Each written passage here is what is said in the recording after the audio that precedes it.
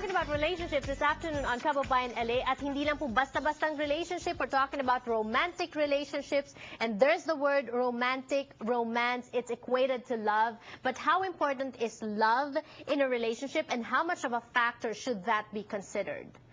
Benny. Well, first of all, love, emotions lie.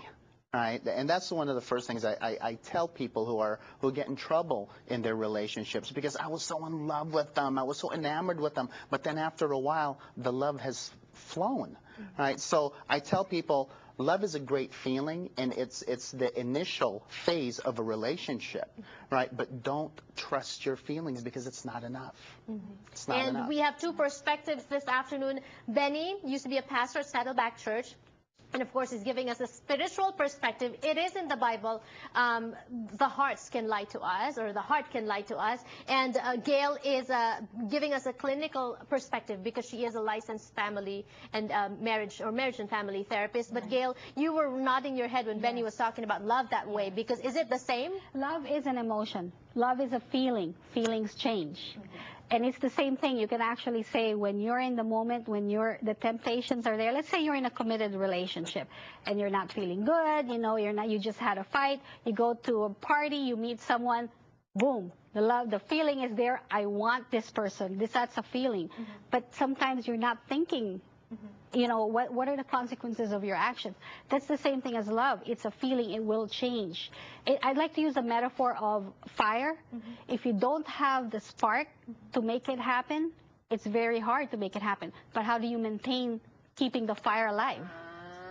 If I can add to that, I think people often confuse, I'm in love with I'm in lust. Okay. Right? So therein lies, again, the shallow versus the deep. And there is such a thing as infatuation, which is also another thing to consider. And it is, as I was saying earlier, there is a chemical component to it, and research has shown that when we are in love, our bodies actually go through a chemical, and that's what we're talking about in lust. So when you go through that, it really takes over your whole body, and it is very, very biological. It's the same thing as being hungry and all that. But how do you handle that? How do you manage it so that it's appropriate? And that's where you have to have that maturity and that commitment of saying, okay, I want this person, but should I? Right. So when does time figure, and what kind of time are we looking at? Some people get married, meet after 2 months, get together, move in together, get married within 6 months, and then is that kind of a relationship, will that have a good percentage of working out? I don't think it's the time frame. For me, my experience and from what I have seen is that it's not really the time frame. It's the personalities of the people, because once you've started it, then do you have the ability to continue the process of growing together? Right. So do you agree? So she's saying that there's no time frame, but in the spiritual perspective, is there such a thing as how soon is too soon? Well, let me answer that in 2 points. The first point is, if a person has never been married before, okay, then my suggestion is you go through 4 seasons with a person. Go through a whole year. Go through the highs and lows. What is this person like in victory? What are they like in, in disappointments? What are they like in, with their families, with their friends? You want to see a person through that whole 4 seasons. Point 2 is, if a person has been divorced, right? There's people have told me, for every 5 years that you've been married, you should not date for 1. So if a person's been married 10 years, you shouldn't date for 2, because the reality is that a divorce is a death of a marriage, and as in any death, we have to mourn that.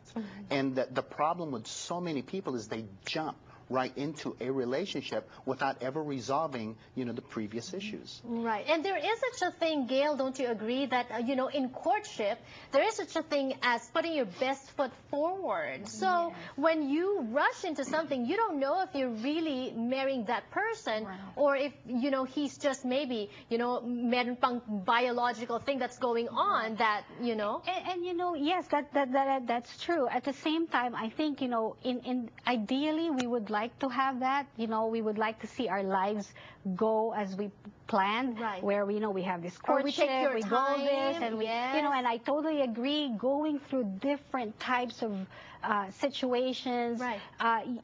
gives you more information about the person. Right. But what if you made a mistake? Let's just say you went right in and said, okay, I'm marrying this person. Now what? Does that mean that after you made a mistake, you say, okay, I'm sorry, I made a mistake. Okay. That's it, goodbye? Right. No, because a relationship there's a developmental process to it. Right. Like when we're kids, Right. when you're just a kid, you learn all these skills as you get older. It's the same thing as a relationship. And I don't really say this a lot when I'm doing my counseling because it really depends on the client, but I am pro-marriage. Specifically because I am Catholic, I am, religious in that sense. At the same time, in my work, it doesn't serve who I am to force that on the person, but it's the person. If the person says to me, what do I do now? Then really, let's go through this. Let's help you develop. Yes, forget the mistake. Right. And then, okay, we're going to be talking about that when we return on the show. Also, some questions to ask yourself.